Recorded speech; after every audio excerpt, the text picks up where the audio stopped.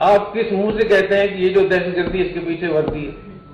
ہم اپنے ہاتھ اپنی جان ہتھیلی پہ رکھ کر آئے ہیں۔ پاکستان میں بہت سارے مذہبی جماعتیں، بہت ساری سیاسی پارٹیاں، بہت سارے انفرادی لوگ وہ سہولت کاری کا ارتکاب کر رہے ہیں۔ یہ بھی ویسے ہی جرم ہے جیسے کہ وہ جرم ہے کہ جو لوگ سہولت کاری کرتے ہیں وہ خوارج سے بھی بدتر ہیں۔ پاکستان میں جو لوگ مسلح یا جو جنگ لڑ رہے ہیں ان کی دو قسمیں ہیں۔ بعض وہ لوگ ہیں جو قومیت کے نام پہ لڑ رہے ہیں، وہ صرف باغی ہیں۔ بعض وہ لوگ ہیں جو تکفیر بھی کرتے ہیں ہماری افواج کی، تو ایسے لوگ باغی بھی ہیں اور خوارج بھی ہیں۔ یہ جہنمی کتے ہیں اور ان سے جو بھی لڑے گا وہ اس دھرتی پہ بہترین مجاہد ہوگا، اور جو لوگ ان کے ہاتھوں سے مارے جائیں گے فتنۃ الخوارج، وہ بدترین لوگ ہوں گے۔ ہم اپنی افواج کو مجاہد سمجھتے ہیں اور ان کے اس جہاد کو ہم کو سراہتے ہیں، اور ہم اپنے لیے ان اپنی افواج کو بہت بڑی ایک سہارا اور نعمت سمجھتے ہیں۔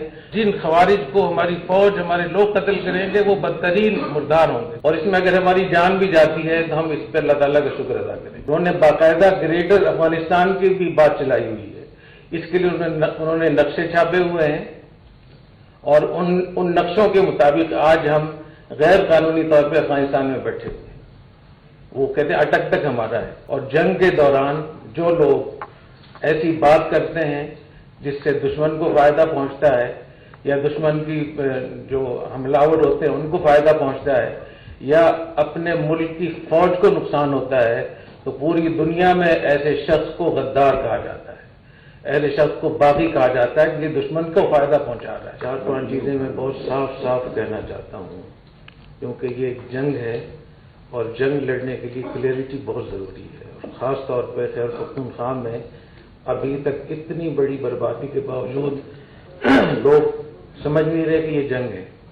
14 سال افغانستان میں جنگ ہوئی سوویت یونین کے خلاف، وہ جو لڑائی تھی وہ گوریلا جنگ تھی، اس کو ہم جنگ سمجھتے تھے۔ پھر 7 سال ملا عمر صاحب رحمۃ اللہ علیہ کا جو موقع آیا تو اس کو بھی ہم جنگ کہتے تھے۔ پھر 20 سال نیٹو کے خلاف جنگ ہوئی، اس کو بھی ہم جنگ سمجھتے تھے۔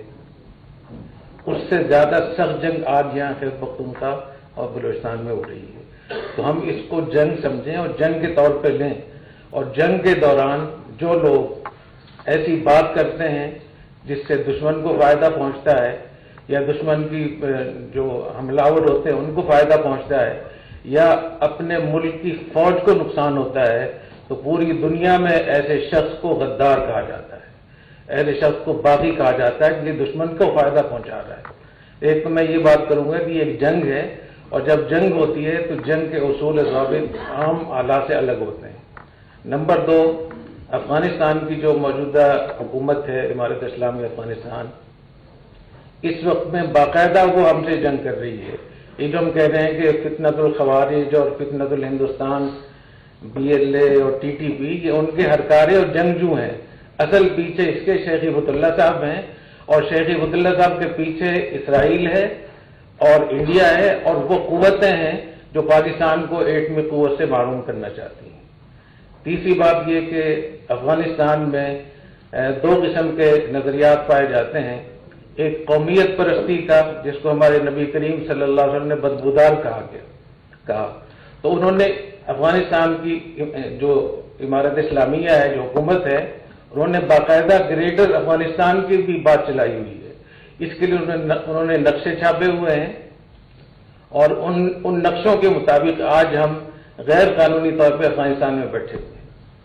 وہ کہتے ہیں اٹک تک ہمارا ہے، اور اس کے لیے وہ اپنے اسکولوں میں، کالجوں میں، یونیورسٹیوں میں، مدرسوں میں باقاعدہ اس کے لیے ایک تقریبات کر رہے ہیں گریٹر افغانستان کے حوالے سے، لوئر افغانستان کے حوالے سے، اور یہ ساری ویڈیوز موجود ہیں۔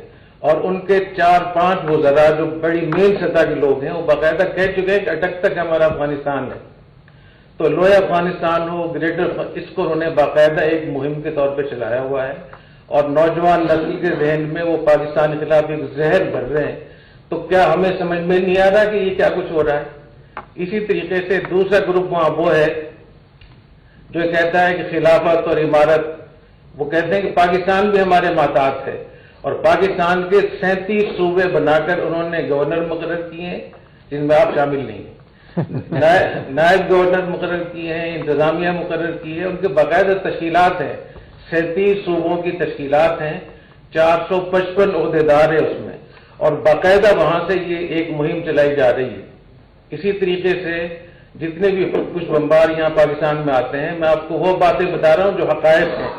افغانستان کے مختلف صوبوں میں جتنے خودکش بمبار تھے، شیخ ہبت اللہ نے وہ تمام خودکش بمبار پورے افغانستان سے لے کر اپنے پاس قندھار میں رکھے ہوئے ہیں۔